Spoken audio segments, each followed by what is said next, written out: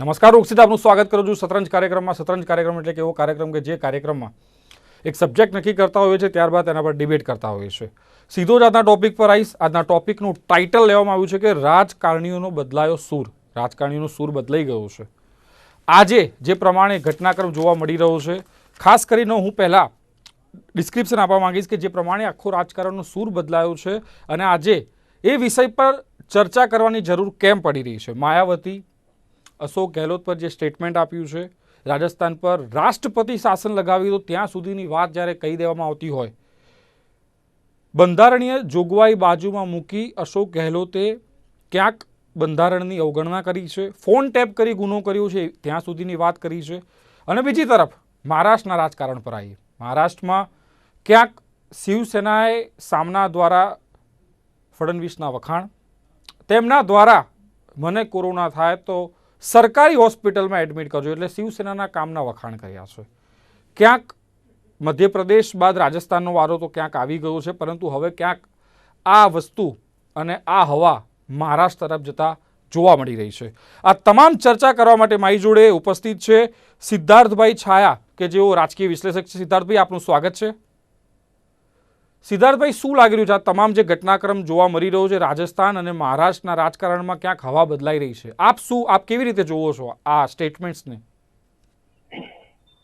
માયાવતીની પહેલા વાત કરીએ ને તો માયાવતીના સૂર ઘણા ટાઈમથી બદલેલા છે અને એમણે, તમે જાણ હોય તો આપણને ખ્યાલ હોય તો ચીન સાથેનો જે વિવાદ થયેલો એ વખતે પણ એમણે શરદ પવારની જેમ જ કેન્દ્ર સરકારને બિનશરતી ટેકો આપ્યો હતો અને એમ પણ કહ્યું હતું કે જ્યારે દેશ ઉપર તકલીફ આવી હોય ત્યારે આપણે સવાલો પૂછવા ન જોઈએ સરકારને.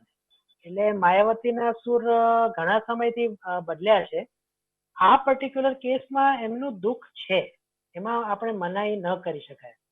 કારણ કે જે રીતના અહીંયા આપણે ગુજરાતમાં પણ થોડા સમય પહેલા જોવા મળ્યું કે કોંગ્રેસના નેતાઓ રાજીનામું આપીને સીધા ભાજપમાં જોડાઈ ગયા. રાજસ્થાનમાં તો એ પણ ના થયું. રાજસ્થાનમાં એવું થયું કે જેટલા પણ એના ધારાસભ્યો હતા, 2 કે 3, એમને અશોક ગેહલોતે સીધા ઉઠાવી લીધા અને કોંગ્રેસમાં ભેળવી દીધા, કારણ કે એને 2/3નો નિયમ લાગુ પડતો નથી. એટલે માયાવતીને એક દુઃખ પણ હતું. એને તે વખતે એ ત્રણેયને પાર્ટી પક્ષ વિરોધી કાર્યવાહી માટે એમને કાઢી પણ મૂક્યા હતા. પણ આ વસ્તુ અલગ નથી, કારણ કે રાજકારણમાં એવું પહેલેથી કહેવાય છે કે ક્યારેય એમાં કોઈ પરમેનન્ટ દોસ્ત કે પરમેનન્ટ દુશ્મન હોતો નથી. એટલે મને માયાવતીના આ વાત ઉપર જરાય આશ્ચર્ય નથી થયું. આ રાષ્ટ્રપતિ શાસનની વાત જરા વધુ પડતી છે, પણ એ કદાચ એટલા માટે કે એના પણ 3 ધારાસભ્યો અશોક ગેહલોતે ખેંચી લીધા હતા, એટલે એને જે દુઃખ હોય એ બહાર આવે. ત્યાં સુધી દેવેન્દ્ર ફડણવીસની વાત છે તો એમણે એવું કીધું છે કે એટલે વસ્તુ એવી કઈ થઈ હતી કે એમના કોઈક ભાજપના કાર્યકર્તા કે કોઈ જાણીતા વ્યક્તિ સાથે વાતચીતમાં એમણે કીધું કે તને થાય તો તું સરકારી હોસ્પિટલમાં જ જજે, કારણ કે ત્યાં કામ સારું થાય છે. બહુ સારી રીતના જોવા જઈએ એટલે કે જેને કહે ને કે ઇન અ પરફેક્ટ વર્લ્ડ, કે જો બધું જ દુનિયામાં સરખું સરસ હોય તો શું થાય, તો એને જોવા જઈએ તો અત્યારે જે ફડણવીસે કીધું એ બહુ સારી વસ્તુ છે. અને સામનામાં એના પર આજે આર્ટિકલ પણ આવ્યો છે કે ફડણવીસ એક સારા વિરોધ પક્ષના નેતા તરીકે કામ કરી રહ્યા છે, એટલે એને વખાણ પણ કર્યા છે. તો એના પરફેક્ટ વર્લ્ડ આ બધું બહુ આપણને સારું લાગે. પણ એક વસ્તુ એ પણ છે કે આપણે બધે જોયું છે જ્યારથી કોરોના ખૂબ વકર્યો છે તો સરકારી હોસ્પિટલમાં સારવાર ઘણાના એવા મંતવ્યો પણ આવ્યા છે. પછી હું કોઈ પર્ટિક્યુલર રાજ્યની વાત નથી કરતો, 1-2 કેસીસ અથવા તો ઘણા એવા કેસીસ હોઈ શકે કે જ્યાં તકલીફ પડી છે, પણ મોટે ભાગે લોકો એવું કહે છે કે અમને કલ્પના પણ નહોતી કે સરકારી હોસ્પિટલો આટલી હદ સુધી ચોખ્ખી અને સારી હોય. એટલે એક આ સારી બાબત પણ બની છે. તો એને ધ્યાનમાં રાખીને એને અનુલક્ષીને દેવેન્દ્ર ફડણવીસ આવું કહેતા હોય તો એમાં કઈ વાંધો નથી. હવે જો રાજકીય બાજુ જોઈએ, અગેન રાજકારણમાં કોઈ પરમેનન્ટ દુશ્મન હોતા નથી અને શિવસેના ને ભાજપ તો હજી દુશ્મન થાય 6-8 મહિના પણ નથી, એટલે એમના બહુ સંબંધો બહુ દૂર નથી થયા. અને છેવટે જુઓ તો બંનેની વિચારધારા કોઈક એક જગ્યાએ તો મળે છે કે આપણે સ્વીકારવું રહ્યું. એટલે આજના જે બંને મંતવ્યો છે એની કોઈની પાછળ રાજકારણ છે, કોઈક પાછળ મનનું દુઃખ પણ છે, અને કોક તરફ એવું પણ છે કે હજી બહુ વાર નથી થઈ, તમારે જો પાછું ઘરે આવવું હોય તો આવી શકે. જી સિદ્ધાર્થભાઈ, આપની પાસે અપેક્ષા રાખીશ કે આપ બહુ સ્પષ્ટ વક્તા છો. માયાવતીના જે સૂર બદલાયા છે એ ધારાસભ્યો ખેંચાઈ ગયા છે એના કારણે બદલાયા છે કે ખરેખર રાજસ્થાન તરફ એમની લાગણી ક્યાંક વધુ છે એટલે બદલાયા છે? ના ના ના ના, રાજસ્થાન પ્રત્યેની લાગણી નથી. તમે છેલ્લા એ 2-3 ઇલેક્શન જો 2014 પછી જે ત્યાં વિધાનસભાની ચૂંટણી યુપીની વાત કરું છું, અને પછી જે 2019 આવ્યો, તો બીએસપી ધીમે ધીમે ઘટતા ઘટતા સફાયો થઈ ગયો. એટલી હદ સુધી કે માયાવતીને 1 કે 2 વર્ષ પહેલા રાજ્યસભામાં પાછું આવવું એ પણ અશક્ય થઈ ગયું. એની પાસે એટલા વિધાનસભામાં પણ મત નહોતા. એટલે જ્યારે માયાવતી પોતાનું ઘર સંભાળી નથી શકતા, એટલે જ્યાં એની હાલત પાતળી છે ઉત્તર પ્રદેશમાં, તેને રાજસ્થાનની ચિંતા ક્યાં થાય? પણ આ રાજકારણીઓને જે વસ્તુ હોય છે કે કોઈને કોઈ રીતે ન્યૂઝમાં બન્યું રહેવું, અને જે રીતના એનો જે મત ઘટતા ગયા છે માયાવતીના યુપીમાં, અને પછી સાવ ભૂસાઈ ના જાય, એટલે પેલું કહેવાય છે ને કે out of site is out of mind, એવું ક્યાંક ન થઈ જાય. એટલે રાજસ્થાનમાં એની પાસે મુદ્દો હતો કે મારા 3 ધારાસભ્યો લઈ ગયા, અને પછી આ સચિન પાયલોટનો આખો કિસ્સો થયો. એટલે એને કહેવા માટે કંઈક હતો બેઝ કે મારે ટીકા કરવી જોઈએ, એટલે એને ટીકા કરી છે. અને મેં કીધું એ પ્રમાણે એને રાજસ્થાનની કોઈ ચિંતા નથી, એને પોતાની ચિંતા છે કે ક્યાંક હું ભૂસાઈ ન જાઉં. અને એટલે જ ઓલ પાર્ટી મિટિંગમાં ત્યાર પછી પણ માયાવતીએ કેન્દ્ર સરકારને, એટલે જે આપણે કહીએ ને કે લોકોની લાગણી, બદનસીબે રાહુલ ગાંધીને કોંગ્રેસ ન સમજી શક્યા, પણ માયાવતી સમજી ગયા કે અત્યારે લોક લાગણી છે ચીન વિરુદ્ધ છે, અને ચીન વિરુદ્ધ છે એટલે સરકાર તરફી હોવું જરૂરી છે. એ માયાવતી સમજીને એને, મેં કીધું થોડી વાર પહેલા એ પ્રમાણે, એના સૂર એમને બદલ્યા છે. પણ એ સમજી ગયા છે, અને અત્યારે જે થયું છે કે રાજસ્થાન પ્રત્યે કોઈ એમનું દુઃખ નથી, એમનો ત્યાં જનાધાર બહુ ઓછો છે. અને હવે જો સચિન પાયલટ જો થર્ડ ફ્રન્ટ ઉભો કરે, તો એ જે મત માયાવતીને જે મળતા હતા એ ગુજરના, એમાં પણ ઘણો ઘટાડો થાય એવી શક્યતા છે. એટલે આજનું જે જો તમે સ્પેસિફિક રાજસ્થાન પ્રત્યેની લાગણી કે દુઃખ કહેતા હો, તો મને એવું નથી લાગતું મારા વિશ્લેષણ પ્રમાણે કે એને કોઈ લાગણી હોય. જી સિદ્ધાર્થભાઈ, મહારાષ્ટ્ર પર વાત કરવા લઈ જઈશ આપને. હજુ બહુ લાંબો સમય વીત્યો નથી કે જ્યારે એનડીએમાંથી શિવસેના નીકળ્યું છે અને ભાજપ અને શિવસેનાની ગઠબંધનની સરકાર મહારાષ્ટ્રમાંથી છૂટી પડી છે. હજુ એ સમય બહુ ઝાઝો થયો નથી. ક્યાંક એવા સર્કમસ્ટન્સીસ કે એવા સમીકરણો બદલાતા જોવા મળી રહ્યા છે કે કેમ કે 3 પક્ષને સાથે રાખી અને રાજ કરવું એ ખૂબ અઘરું થઈ જાય, પણ એક પક્ષ સાથે મેનેજ કરવામાં ક્યાંક સરળતા રહે. અને હર હંમેશ જે પ્રમાણે વાત મહારાષ્ટ્રમાં જોવા મળી છે કે ફડણવીસ ઇઝ ડાયનેમિક સીએમ, તો ક્યાંક શિવસેના હવે ફરી બીજેપી તરફ એક પગલું ભર્યું છે અને બીજેપી પણ ક્યાંક એક પગલું ભર્યું હોય એવું આપને લાગે છે? અત્યારે એવું કશું કેવું બહુ વહેલું હશે, પણ આ જે નાની નાની વાતો છે ને, જેમ પેલું કહેવાય ને કે ઊંટની પીઠ ઉપર છેલ્લું તણખલું, એટલે જયારે ઊંટ બહુ ભાર ઉપાડી શકે, પણ કોક વાર એક તણખલું પણ એના પર ક્ષમતા કરતા વધુ પડે ને, તો ઊંટ આખું બેસી જાય. આને આપણે વિરુદ્ધ રીતે લઈએ કે આવા નાના નાના જે એકબીજાના વખાણ છે ને, એ પછી ધીમે ધીમે એની સંખ્યા વધશે, અથવા તો એની ફ્રીક્વન્સી વધશે. એટલે એ જેવું વધવા માંડશે, એટલે પછી એક પોઈન્ટ એવો આવશે કે જયારે બંનેને એવું લાગશે કે આના કરતા આપણે બે ભેગા હતા એ વધુ સારું હતું. એટલે આ એક તરફનું પહેલું ડગલું કહી શકાય કે દેવેન્દ્ર ફડણવીસે મહારાષ્ટ્ર સરકારની કોરોના સામેની લડતના વખાણ કર્યા, તો સામે શિવસેનાએ પણ આભાર માનીને એમને સારા વિરોધ પક્ષ તરીકે કહ્યું કે ભાઈ વિરોધ પક્ષના નેતા તો આવા જ આઈડિયલ હોવા જોઈએ. એટલે આ એક વસ્તુ જેને કહીએ ને કે પહેલું ડગલું છે. હવે શિવસેનાને તમે પૂછ્યું એ પ્રમાણે એવું લાગે છે કે 2 કરતા 1 સારો. જો એવું લાગ્યું હોત તો અત્યારે શિવસેના અને બીજેપીની સરકાર હોત, અને આટલું જલ્દીથી એ માની જાય એવી શિવસેનાની એવું બેકગ્રાઉન્ડ પણ રહ્યું નથી, અને એનો એવો સ્વભાવ પણ રહ્યો નથી. એટલે અત્યારે જોઈએ તો શિવસેના બેકફૂટ પર કહી શકાય, અને ભલે એવું સોશિયલ મીડિયામાં એવી ચર્ચા ફેલાઈ હોય કે world best CM is Uddhav Thackeray, પણ અત્યારે જો તો મહારાષ્ટ્રની હાલત દેશભરમાં સૌથી ખરાબ છે અને રોજ સૌથી વધુ કેસ મહારાષ્ટ્રમાં આવી રહ્યા છે. એટલે અત્યારે જેને કહેવાય ને કે પેલું ડૂબતો તળનું ઝાલે, એમ દેવેન્દ્ર ફડણવીસ જે વિરોધ પક્ષના નેતા હોવા છતાં સરકારના વખાણ કરે છે, તો એક તળનું પણ ઝાલ્યું છે. એમના વખાણ કરીને ભવિષ્યનો એક માર્ગ પણ ચોખ્ખો કરવાની એમને શરૂઆત કરી છે. શિવસેના સાથે કોંગ્રેસ અને એનસીપી છે. મારા ખ્યાલથી એનસીપી તો એને બહુ હેરાન નહીં કરતું હોય, પણ કોંગ્રેસ એને ઘણી હેરાન કરી શકતી હોય એવા લાગી રહ્યું છે. એટલે પરસ્પર સાવ વિરુદ્ધ વિચારધારા જયારે ભેગા થઈ હતી ત્યારે જ આપણામાંથી ઘણાએ કીધું હતું કે હવે કેટલું લાંબુ ટકશે. મારા જેવા એ 6 મહિનાનું મેક્સિમમ 1 વર્ષનું ભવિષ્ય બાક્યું હતું કે એનાથી વધુ આ લોકો નહીં ટકી શકે. હવે કોરોના આવ્યો છે એટલે કદાચ એક એમાં કહીએ ને કે આફતમાંથી એને થોડુંક જીવતદાન લાંબુ મળ્યું છે, કારણ કે અત્યારે કોઈ પણ સરકાર ઉથલાવે અને આવી સ્થિતિમાં અને તે એમાં વખતે જયારે મહારાષ્ટ્રની વાત મધ્યપ્રદેશમાં ગયું કે રાજસ્થાનમાં તો પરિસ્થિતિ રિલેટિવલી કંટ્રોલમાં છે, પણ મહારાષ્ટ્રમાં પરિસ્થિતિ સૌથી ખરાબ છે. તો એવામાં હાલની સરકારને પાડીને નવું કોઈ તંત્ર આવે જેને અત્યાર સુધીનો કોઈ ટ્રેક ના હોય કે કેવી રીતના કેસીસનો કંટ્રોલ ચાલી રહ્યો છે કે કેવી રીતના સારવાર અપાઈ રહી છે, તો અત્યારે એ પ્રકારનું કોઈ હિલચાલ નહીં થાય. પણ આ જે છે એ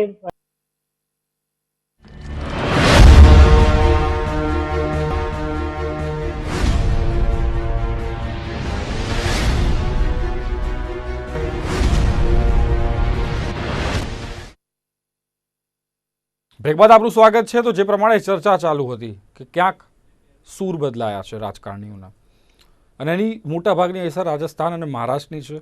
અને આ ચર્ચાને આગળ વધારીશું. સાથે જ રાજકીય વિશ્લેષક મનસ્વી થાપર પણ આપણી સાથે જોડાઈ ગયા છે. તેમની સાથે જઈએ. મનસ્વીજી, આપનું શું માનવું છે? માયાવતીનું જે સ્ટેટમેન્ટ આવ્યું છે એ ક્યાંક 3 ધારાસભ્યો જતા રહ્યા એનું દુઃખ છે.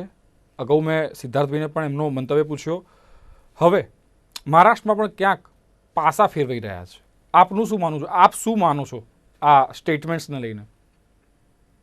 देखिए राजनीति में क्या होता है, there are no permanent friends and there no permanent enemies. आपके वक्त के हिसाब से चीजें बदलती रहती हैं और राजनीति में एक चीज ही परमानेंट है कि सब लोग एक ही चीज के पीछे भागते हैं, सत्ता के पीछे। सत्ता में किसी भी तरीके से आने के लिए लड़ाई होती है, एक ही चीज परमानेंट है। बाकी सब कुछ जो है वो टेम्पररी है। आपकी दोस्तियां टेम्पररी है, आपके मुद्दे टेम्पररी है, आपके नेता टेम्पररी है, आपके वोटर्स भी टेम्पररी है। पर सत्ता पे आने के लिए आपको गठबंधन करना है तो गठबंधन करना पड़ता है, गठबंधन तोड़ना है तो गठबंधन तोड़ना पड़ता है। ये सत्ता की बात है। हमने महाराष्ट्र हो, मध्य प्रदेश हो, राजस्थान हो या गुजरात हो, हमने ऐसा बहुत कुछ देखा है, यूपी हो, बहुत बार देखा है कि सत्ता के लिए किस तरीके से चीजें बदली जाती है, बदल रही है और आने वाले समय में भी बदलती जाएगी। तो ये कोई बड़ी बात नहीं है। आजकल की राजनीति में every day new friends are created and new enemies are created, तो इसमें कोई बड़ी बात नहीं है। ये होता रहता है और ये होता रहेगा, क्योंकि ये लोकतंत्र है और लोकतंत्र में ये राजनीति है और राजनीति में ऐसा ही चलता है। और ये अब हमको अपना लेना चाहिए कि ऐसा ही चलता रहेगा। इसमें हमको ज्यादा डिस्कशन करने की भी जरूरत नहीं है, क्योंकि इन इन इन सिचुएशंस में कभी भी जो वोटर है उसको प्रभावित नहीं होना चाहिए। वोटर को एक चीज देखनी चाहिए, हमेशा एक ही चीज देखनी चाहिए कि हमारे मुद्दे क्या पूरे हो रहे हैं, क्या हमारा जो विस्तार है उस पर विकास हो रहा है, क्या हमारे जो मैनिफेस्टो में हमको वादा किया था वो पूरा हो रहा है कि नहीं हो रहा। जब तक ये पूरा हो रहा है तब तक कुछ भी कोई भी नेता कुछ भी बोले उससे कोई ज्यादा फर्क नहीं पड़ना चाहिए। अगर ये नहीं पूरा होता तो सवाल उठाने बहुत जरूरी है। तो ये देखना जरूरी है कि ये क्या काम कर रहे हैं, क्यों कर रहे हैं। મારું કહેવું છે કે કોઈ પાર્ટી એવું કહેતી હોય કે અમારી પાર્ટીની વિચારધારા આ છે, અમારા ટાર્ગેટ્સ આ છે, અમારા મેનિફેસ્ટોસ આ છે, એ લઈને અમે જનતા જોડે વોટ માંગવા ગયા, પણ વોટ મળ્યા, સરકાર બની ગઈ, પછી ગમે ત્યારે સમીકરણ બદલાય. એટલે કોઈ પાર્ટી પોતાના એથિક્સ, સિદ્ધાંત, મેનિફેસ્ટો ક્યારે પણ બદલી શકે છે. ક્યાંક રાજનીતિ હવે આ સ્તર પર પહોંચી ગઈ છે. આપણું કહેવાનો મતલબ એ છે.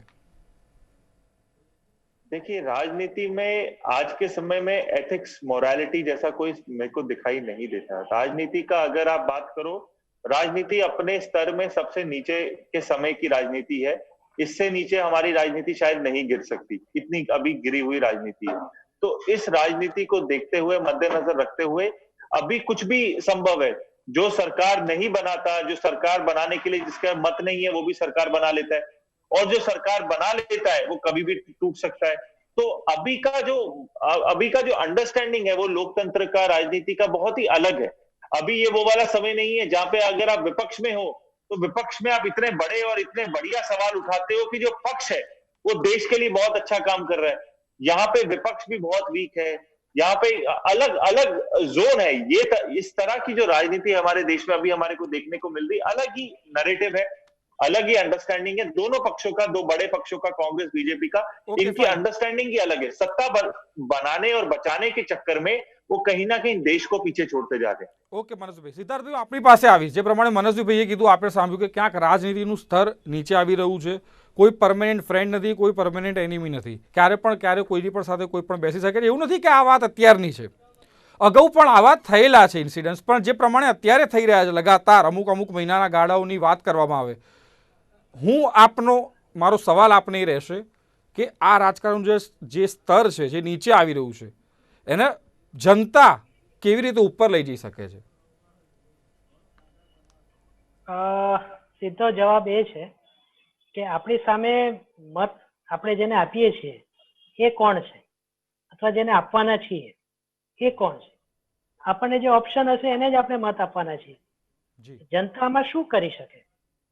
જનતા આંદોલન કરવા બહાર તો આવવાની નથી કે અમને સારા લોકો આપો. મનસ્વીભાઈએ જે કીધું ને એ ટુ ધ પોઈન્ટ અને એકદમ સાચી વાત છે કે હવે આપણને આ બધું જોઈને નવાઈ ન લાગવી જોઈએ. હું ઘણા વખત આપણી ચેનલ પર પણ કહી ચૂક્યો છું કે આપણે રાજકારણને છે ને બહુ પવિત્ર માની રહ્યા છીએ. પવિત્ર નથી રાજકારણ. દુનિયાના કોઈ પણ દેશમાં રાજકારણ પવિત્ર નથી હોતું. આપણે ત્યાં જે લિમિટ કીધી છે મનસ્વીભાઈએ, એટલી લિમિટ સુધી કદાચ ક્યાંય નહીં પહોંચે, પણ રાજકારણ એ છેવટે રાજકારણ હોય છે. સોસાયટીમાં પણ રાજકારણ રમાતું હોય છે, આપણે જ્યાં રહીએ છીએ ત્યાં સેક્રેટરીના પદ માટે. તો આ તો બહુ ઊંચી વાત છે. એટલે આપણે પહેલા તો એને પવિત્ર ગણવાનું, પવિત્ર વસ્તુ તરીકે જોવાનું બંધ કરીએ. અને જે સ્તર મનસ્વીભાઈ કીધું કે સૌથી નીચે સ્તર, હું તો એમ કહું છું હજી આનાથી પણ નીચે ઉતરશે, હજી પણ રાજકારણ નીચે જશે. તો આ હજી તળિયું નથી, રોજ નવું તળિયું જોવા મળશે. અમુક પક્ષો છે, હું નામ નહીં લઉં, પણ એ બધાનું જે રીતનું રાજકારણ આજે જોઈ રહ્યા છે, જો એ લોકો હજી બીજા 5-7 વર્ષ ટકી ગયા પોતપોતાના રાજ્યોમાં, તો હજી પણ આપણે ખરાબ આનાથી બધું જોઈશું. બાકી પ્રજાએ જેમ મનસ્વીભાઈએ કીધું કે પોતાના કામ થતા હોય, પોતાનું કામ કરતો હોય એ પક્ષ અને વ્યક્તિને જ મત આપે, તો કદાચ આવનારા 10, 15, 20 વર્ષમાં કોઈક એક રાજકીય પક્ષમાં એવી માન્યતા ગોઠવાશે કે ના, વોટની પેટર્ન વિકાસ તરફે છે, કાર્ય તરફે છે, નહીં કે જાતિ કે આપણે બધા જે ચૂંટાઈને આવ્યા પછી જે કરી રહ્યા છે એના તરફ છે. એટલે જનતાએ અત્યારે તો મનસ્વીભાઈએ બિલકુલ સાચું કીધું કે પોતાની અપેક્ષાઓ, આકાંક્ષાઓને પૂરી તો કોઈ નથી કરવાનું, પણ મહત્તમ પ્રતિશત સાથે જે પૂરી કરતું હોય એને જ મત આપીને કંઈક બદલાવ લાવે. પણ એ તાત્કાલિક બદલાવ નહીં આવે, એને હજી 10, 15, 20 વર્ષ લાગશે. જો આ પેટર્ન એક ઊભી થશે તો. આ જો અને તો ની વાત છે. એટલે અત્યારે જનતાએ ફક્ત મત આપવાનું. જી મનસ્વીભાઈ, આપણી પાસે આવીશ. મેં સ્ટેટમેન્ટ્સ કીધા, માયાવતીનું સ્ટેટમેન્ટ છે કે અશોક ગેહલોત પર જે સ્ટેટમેન્ટ આપ્યું છે, ક્યાંક રાષ્ટ્રપતિ શાસન લગાવી દેવાની માંગ છે, સામના દ્વારા વખાણ, આ બાજુ ફડણવીસ દ્વારા ક્યાંક મને કોરોના આવ્યો તો હું સરકારી હોસ્પિટલમાં એડમિટ થઈશ, એક રીતે ક્યાંક શિવસેનાના વખાણ કર્યા. હું બંને રાજ્યો પર અને આ સ્ટેટમેન્ટને લઈ स्पेसिफिक राज्य वाइज टिप्पणी मांगी. देखिए, मध्य प्रदेश में तो क्या है कि एनडीए का जो सबसे पुराना प्लेयर है वो है शिवसेना और बीजेपी, और उनकी जो दोस्ती है, महाराष्ट्र की बात कर रहा हूँ, महाराष्ट्र और राजस्थान. हाँ, महाराष्ट्र का मैं बोल रहा हूँ, मेरे गलती से मध्य प्रदेश निकल गया. महाराष्ट्र में ही जो सबसे पुरानी और पूरे देश की एनडीए में जो सबसे पुराने प्लेयर्स है, एक है बीजेपी और दूसरा है शिवसेना. इन्होंने शुरुआत की थी एनडीए की, और इनके जो ये सेकंड जनरेशन ऑफ पॉलिटिशियंस हैं जो अभी एनडीए को लीड कर रहे हैं। तो इनके जो रिलेशनशिप है बहुत ही पुराने हैं और हमेशा से ये कांग्रेस के खिलाफ लड़ने वाली आइडियोलॉजी के साथ जुड़े हुए हैं। और इसी को इनकी अभी किस कारण इनकी लड़ाई हुई चीफ मिनिस्टरशिप के ऊपर। अगर वो इशू को ये पहले सॉल्व कर देते तो शायद ये सरकार दोनों की साथ में होती। अगर ये इशू को तब नहीं सॉल्व कर पाए, 6 महीने बाद करेंगे तो शायद वापस से इनकी सरकार हो सकती है, क्योंकि इनके पास वोट्स तो है ही। और एनसीपी और कांग्रेस तो कभी भी वोट पैटर्न में नहीं था, उनको मौका मिला। और ये जो गठबंधन था, ये महायुति सरकार जो थी, ये जो है ये बहुत ही ज्यादा ये कॉम्प्रोमाइजिंग सरकार है, क्योंकि तीनों की आइडियोलॉजी एक साथ मैच नहीं करती। तीनों का कॉमन मिनिमम एनिमी जो है वो बीजेपी था उस समय के लिए। वो भी उस समय की बात है, क्योंकि उस समय में शिवसेना का क्या था कि हमको चीफ मिनिस्टर और हमारे को अपना जो वर्चस्व है महाराष्ट्र में बचाने की जरूरत है। अगर मैं आपको बात करूं कि पहले जो इनिशियल इलेक्शन हुआ करते थे, जब बीजेपी और शिवसेना साथ में लड़ा करते थे, उस समय में शिवसेना महाराष्ट्र में बड़ा भाई था। और 2019 में इलेक्शन हुआ, शिवसेना छोटा भाई बन गया। तो शिवसेना के लिए अपना वर्चस्व बढ़ाने के लिए और बचाने की लड़ाई थी, अपनी थर्ड जनरेशन ऑफ लीडर्स को तैयार करना और उनका फ्यूचर बचाने के लिए लड़ाई थी। तो उनके लिए चीफ मिनिस्टर बनना बहुत जरूरी था। ये पहला पॉइंट था उनका। और बीजेपी को एक आदत है हर इलेक्शन में जीतना, बढ़ चढ़ के आगे बढ़ना, और अपने पार्टनर को उन्होंने सही तरह रिस्पेक्ट नहीं दी होगी, तभी ये रिश्ता टूटा। और इस रिश्ते की अपॉर्चुनिटी मिली एनसीपी को और कांग्रेस को। और ये कितने समय तक चल पाएगा, ये इनकी पेशेंस और कॉम्प्रोमाइजिंग अंडरस्टैंडिंग बताएगी तीनों की। अगर ये पेशेंटली कॉम्प्रोमाइज करते चला सकते हैं तो शायद ये 5 साल चले। जब भी इनकी ये लड़खड़ाएगी सिचुएशन, उस टाइम पे ये टूट जाएगी। ये इनके ऊपर है। और राजस्थान में मैं आपको बताना चाहता हूं, देखिए मायावती जी कुछ भी बोले उसका कोई मतलब नहीं है, क्योंकि मायावती जी का खुद का पॉलिटिक्स यूपी में जो है उनसे डबल है बीजेपी का। वो 20% वोट शेयर है उनका, बीजेपी का 40% है। तो कहीं ना कहीं उनको अपना पॉलिटिकल रेलेवेंस बचाने के लिए ये भाषणबाजी कर रहे हैं। शायद उनको अलायंस करना है बीजेपी के साथ, इसलिए कर रहे हैं क्योंकि कांग्रेस के साथ अलायंस करके तो उनको कुछ खास फायदा नहीं मिला। ना कांग्रेस को फायदा हुआ, ना उनको फायदा हुआ। तो दूसरी स्टेट पे जहां पे उनका कोई वोट बैंक नहीं है, जहां पे उनका कोई ज्यादा मत नहीं है या ना बात का कोई वैल्यू है, वहां पे बोलना इमरजेंसी लगा दो, वहां पे बोलना प्रेसिडेंशियल रूल लगा दो, बहुत आसान है। पता है क्यों? क्योंकि कुछ उनका खोने को नहीं है। और दूसरा, इस बात का कोई पॉलिटिकल और लीगल रेलेवेंस नहीं है, क्योंकि राजस्थान सरकार के पास पूरे नंबर अभी हैं। तो राष्ट्रपति शासन लगने का कोई सवाल नहीं लगता यहाँ पे। જી સિદ્ધાર્થભાઈ, આપણી પાસે આવવા માંગીશ. આપનું શું માનવું છે કે ખરેખર માયાવતી દ્વારા જે સ્ટેટમેન્ટ આપવામાં આવ્યું છે અને રાજસ્થાનની અત્યારે જે સ્થિતિ છે, ક્યાંક સચિન પાયલોટ દિલ્હી છે, અશોક ગેહલોત ધારાસભ્યોને ભેગા કરવામાં लाग्યા છે, એ જે રાજનીતિ ખેલાઈ રહી છે અત્યારે સત્તા માટે, માયાવતીના સ્ટેટમેન્ટથી એના ઉપર કોઈ ઇફેક્ટ આવશે સચિન પાયલોટ પર કે અશોક ગેહલોત પર કોઈ ફરક પડશે એમનાથી? બિલકુલ નહીં. મેં મનસ્વીભાઈને આવ્યા પહેલા પણ કહ્યું હતું ને, મનસ્વીભાઈએ પણ એ વાત પર સિક્કો માર્યો કે માયાવતીનું રાજસ્થાનમાં કોઈ રિલેવન્સ છે જ નહીં. એના જે 3 ધારાસભ્યો ચૂંટાયા, કદાચ વ્યક્તિગત આપણને બહુ ખ્યાલ નથી, પણ 3 જણા કદાચ વ્યક્તિગત છબીને કારણે જીત્યા હોય એ પોસિબલ છે. અને એમને કોઈ રાજકીય છત્ર જોઈતું હોય, એ વખતે કોંગ્રેસે ટિકિટ આપવાની ના પાડી હોય તો એ લોકો બીએસપીમાં ગયા. અને તે વખતે બીએસપીને એવું લાગ્યું કે ભાઈ ચાલો રાજસ્થાનમાં પણ આપણે પગપેસારો કરીએ અને આપણું કંઈક વોટ શેર વધે તો આપણે આમની વ્યક્તિગત જે કંઈ પણ સારપ છે એનો લાભ લઈએ. તો એ પ્રમાણે એ લોકો આવ્યા હોય. અને પછી એ લોકોને જ્યારે અશોક ગેહલોતે જોયું હશે કે આ 3 મારે, કારણ કે કોંગ્રેસના પણ માંડ બહુમતીને નજીકના તે વખતે જ્યારે રાજસ્થાનના પરિણામ આવ્યા ત્યારે બહુમતીની આસપાસનો જ આંકડો હતો, એટલે એમને પણ પોતાની બહુમતી વધારવી હતી. એટલે આ 3 જણાનો સંપર્ક કરીને તે વખતે કદાચ ના પાડી હોય કોંગ્રેસમાં, પણ હવે ધારાસભ્ય થઈ ગયા છે અને પોતાની જરૂર હતી એટલે લઈ લીધું. હવે અહીંયા માયાવતી કશું કોઈ રોલ, એના કોઈ સ્ટેટમેન્ટની કોઈ અસર થશે જ નહીં. અને એમણે જે સ્ટેટમેન્ટ કર્યું છે કે ભાઈ રાષ્ટ્રપતિ શાસન લાગુ કરી દો, એ માયાવતી કે એ શક્ય નથી. યુપી હોત, જો હોત અને અહીંયા યુપીએની સરકાર હોત અને માયાવતી બહારથી સમર્થન આપતા હોત તો બે ઘડી એનો વિચાર થઈ શકત પણ રાજસ્થાનમાં તમે વિચાર કરો, માયાવતી એમ કે ભાઈ રૂપાણી સરકારને કાઢી મૂકો, તો કોઈ માનવાનું છે? કોઈ સ્ટેટમેન્ટ નહીં છે. માને. એવી રીતના તમારું કહેવું છે કે ઇરિલેવન્ટ સ્ટેટમેન્ટ છે આ.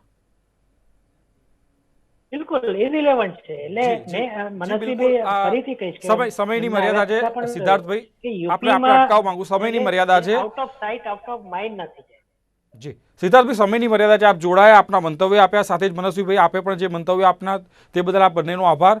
તો આ હતી આજની ચર્ચા, જે પ્રમાણે ચર્ચામાંથી નિષ્કર્ષ નીકળી રહ્યું છે કે ક્યાંક માયાવતીનું સ્ટેટમેન્ટ રાજસ્થાન માટે ઇરિલેવન્ટ છે. પોતાના 3 ધારાસભ્યોનું દુઃખ ક્યાંક વહેવડાઈ રહ્યા છે અને ક્યાંક લાઇમલાઇટ મીડિયામાં હજુ પણ મારું કંઈક અસ્તિત્વ છે એ બતાવવાનો પ્રયત્ન હતો, અને ક્યાંક મહારાષ્ટ્રમાં પાસા રમાઈ રહ્યા છે. ક્યાંક આવનાર સમયમાં, એટલે કે આવનારા કોરોના કાળ પછીની વાત કરી, ક્યાંક સમીકરણો બદલાય તો નવાય નહીં. તો આથી આજની ચર્ચા, આજની ડિબેટ. ફરી મળીશું એક નવા મુદ્દા સાથે. ત્યાં સુધી રજા આપશો. નમસ્કાર.